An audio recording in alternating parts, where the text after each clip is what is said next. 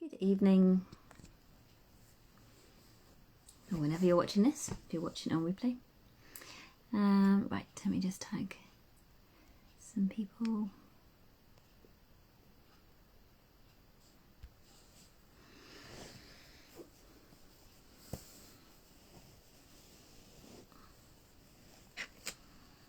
I'll introduce myself to fill the gap. So if you're new to my videos, if you're fairly new to the group, or this is the first one you're watching, welcome. My name is Jenna Holloway, and I am a solution-focused hypnotherapist. A big part of what I do is educating people on the brain, and that to me is really, really important, because the more you know about your brain, the more you can live a life in control. You know how your brain works. It makes things a lot easier to live a life that you want to lead, and not be sort of caught up in the trap of negative thinking or anxiety or any of the negative emotions that can easily bring us down in life. So yeah, welcome. If you are watching on replay, please do put #replay in the comments. That's really helpful for me, because then it pops up on people's news feeds again in the future. So I think I'm going to get started straight away, because most people are probably going to watch on catch up. So this video then is about people pleasing, and it's a very, very common thing, especially among my clients, people I work with, and it is not easy to not be a people pleaser. If that is a trait that you recognize in yourself, it will be a habit. It will be, almost a way of life, probably, because it's kind of something that you do over time and get used to, and that's just the way it is, and it's quite difficult to undo. But it is doable, definitely doable, by following my tips, and like I've said in these videos before, to change things consciously requires a lot of effort, repetition, consistency, because if you need to change the negative habits that you have, whether that's people pleasing, whether that's negative self-talk, whether that's worst case scenario thinking, whatever, if you need to change those kind of habits, then it's the same as trying to build any new habit. It takes consistency and effort, on a conscious side, to train your brain to be different. You're literally rewiring your brain by doing things differently over time. And so it does take a lot of commitment. Don't just watch this video and think, oh, that's really inspiring, I'll give it a go, and then stop like 5 minutes later. It takes time, with any new habit. You need to be doing it like consistently over time, to build up those stronger neural connections in your brain. So what actually is people pleasing then, or why are we people pleasers? So if you're a people pleaser, there could be a variety of reasons why you are a people pleaser, but the most common ones are you fear judgment from others, you worry about what other people think about you, you worry how you'll be perceived if you are your absolute truest self, with all your honest opinions and being your absolute true self. You worry about the effect of, will people like me if I'm not the agreeable version that I am, my people pleaser version of myself. People struggle with people pleasing if they fear failure or fear abandonment as well. And a lot of the way we act as adults, unless we have done something like hypnotherapy or really worked on our beliefs and the way we are, from a brain perspective and all of our beliefs, unless we've done some deep work on that or some hypnotherapy, the way you behave as an adult is very, very closely related to your upbringing and your experiences as a child.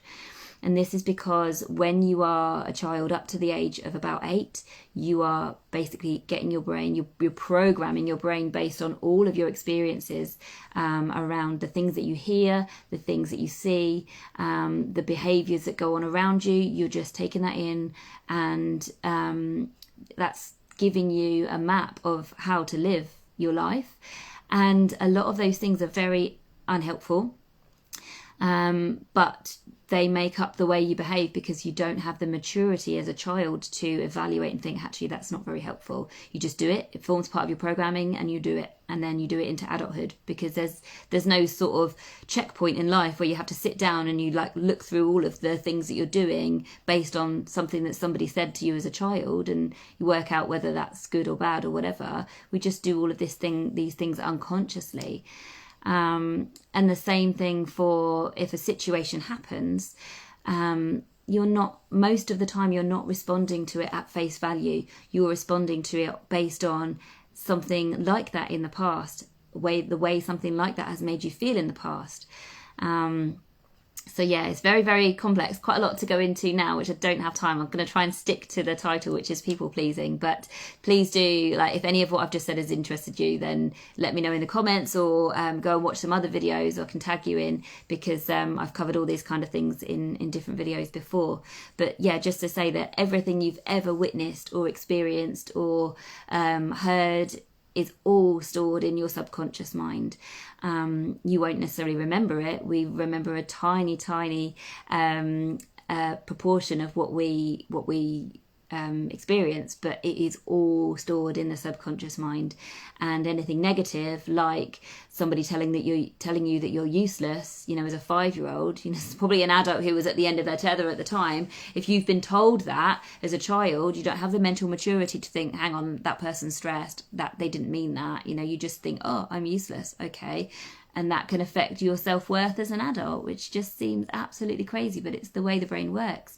And yeah, like I said, I'm going off on a tangent here, and I've got a client at 7:30, so I need to stick to the title. But like I said, do go and find other videos. I've talked about that kind of thing before. So just a few things then to do with people pleasing. A few bits of like key advice that you've probably heard before, but that are really, I think, appropriate to say.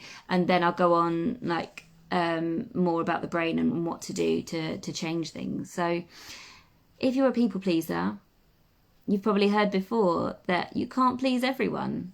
And so you're never ever going to be able to please everybody. So why not just please yourself and, leave the rest?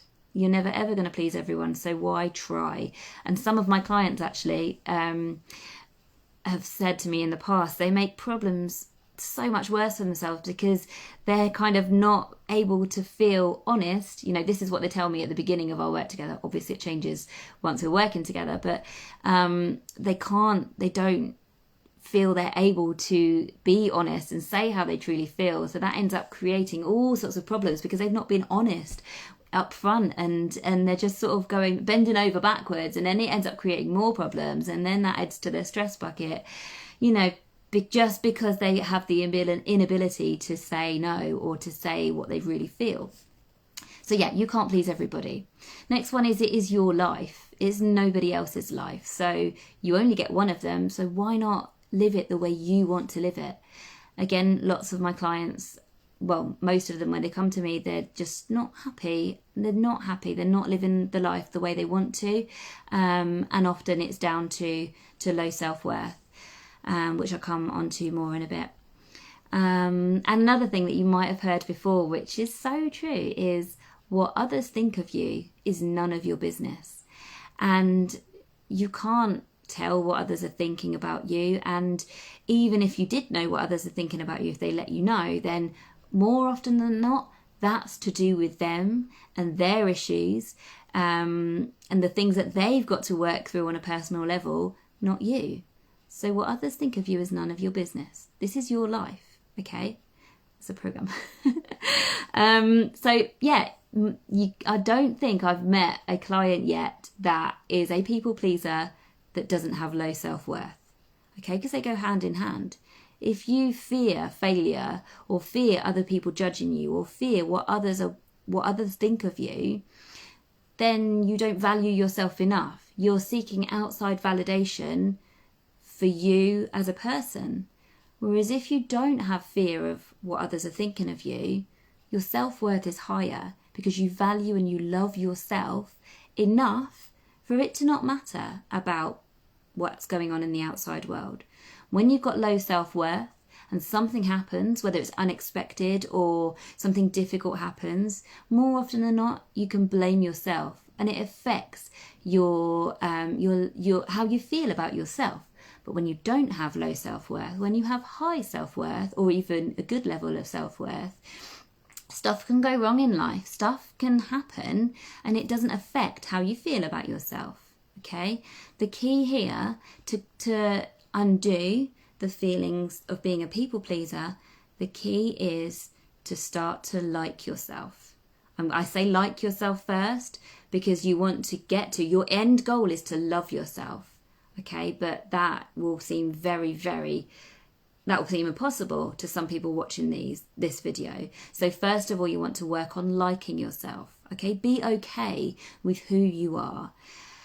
And then, the end goal is to love yourself. When you love yourself, you end up more in your power, and you can do things that you want to do and say things that you believe in, and just be 100% yourself and not fear other people changing their mind over you or abandoning you or whatever it is. And if you're watching this and you're resonating, whatever your own personal circumstances are.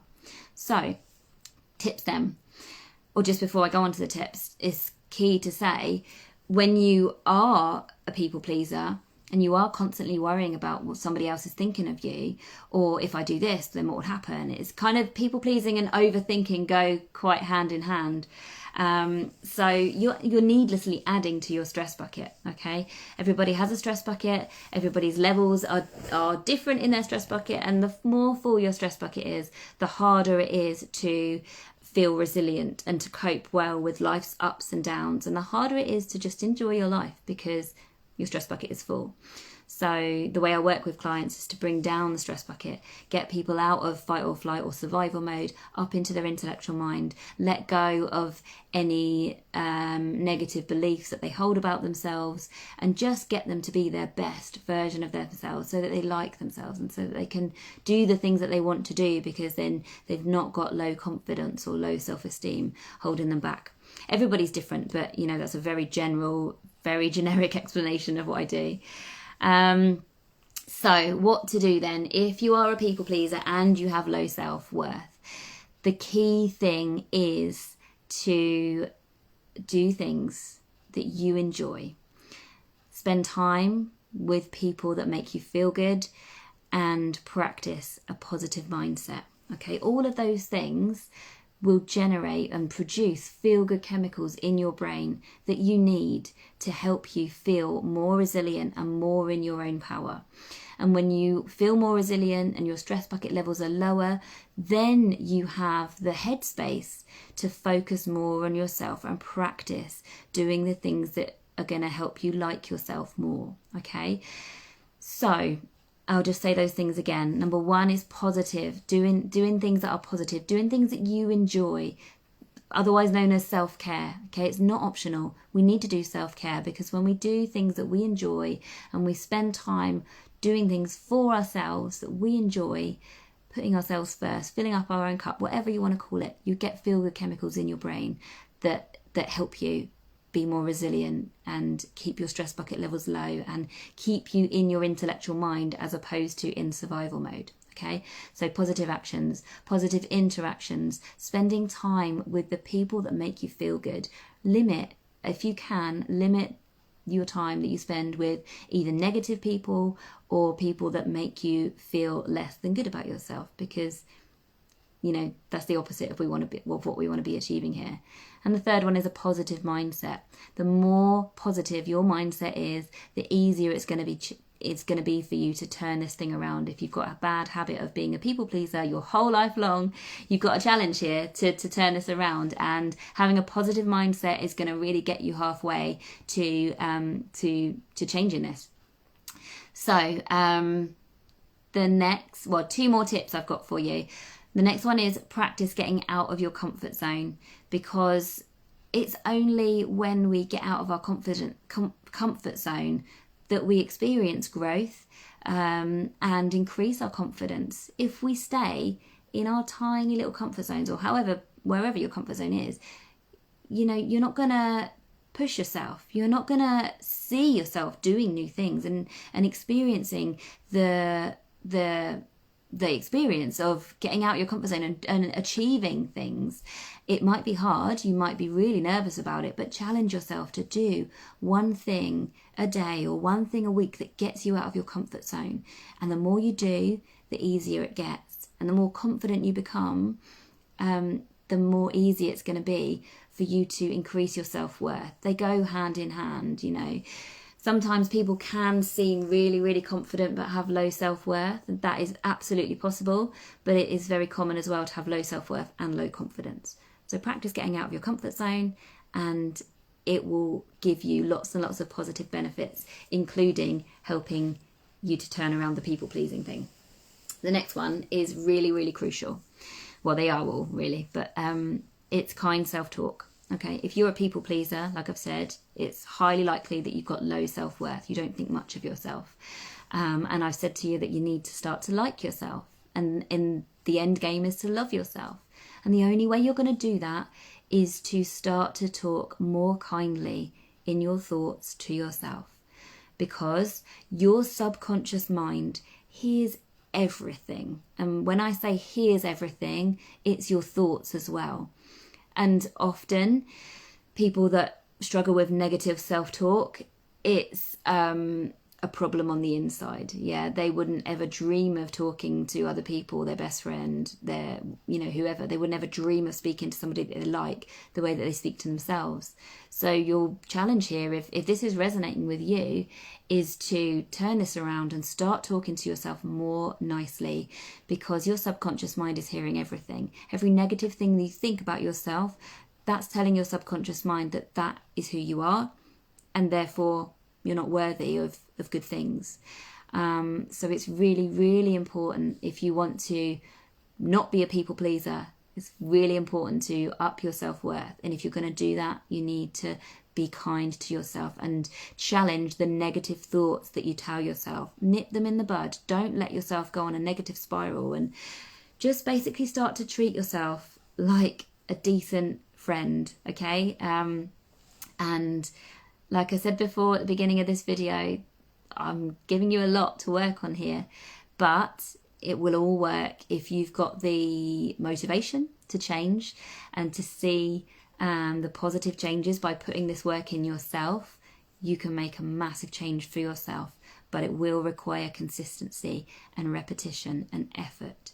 So feel free to message me, ask me questions, put questions in the comments. I'd love to hear what your thoughts are or how you're getting on with this.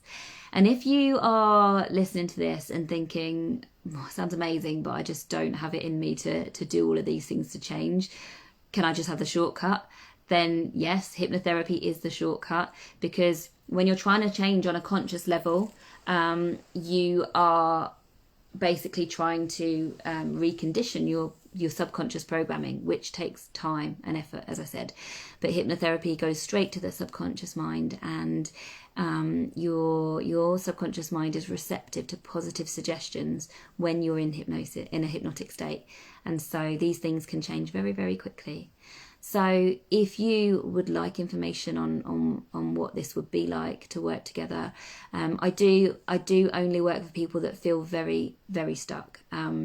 Please don't be afraid to message me, but I have limited time because I've got twin toddlers. They only do a few hours at nursery, and I've got quite a few one-to-one clients already. So I do help people who are really, really stuck. If you do want to ask for what it's like to work together, then please do feel free to message me, or just any general questions if you have them as well.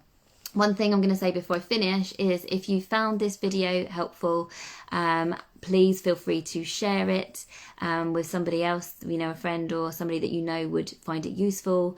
Or if you're watching this in the Mindset Mastery group, do feel free to invite anybody in. The more the merrier. I'm so passionate about sharing my knowledge and making a difference to people, because this isn't widely known. People really need to know how the brain works in order to help themselves. So yeah, if you know somebody that would benefit from this, please do share the video or invite them in to this group.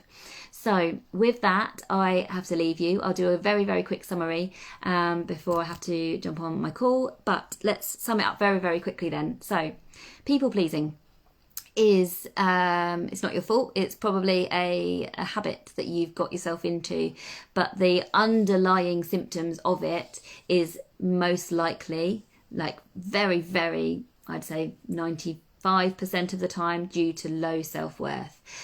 So you need to work on liking yourself in order to increase this, so that you can then challenge the behaviours that you do when you are people pleasing. So key things I've said then are to practice getting out of your comfort zone, do things that you love more, like more of what you enjoy, socialise more, spend time with people that make you feel good, and have a positive mindset.